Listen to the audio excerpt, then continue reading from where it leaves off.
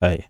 In this video, I'm going to show you how you can find and share your WhatsApp channel link. If this video helps, please like and subscribe to this channel.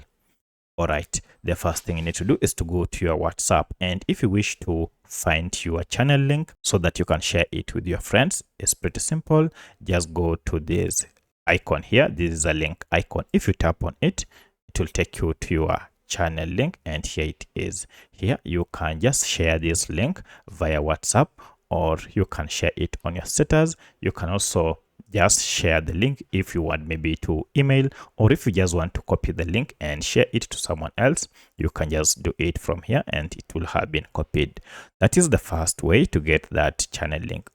Alternatively, just tap on your channel name here and scroll down, and below you can see we have channel link.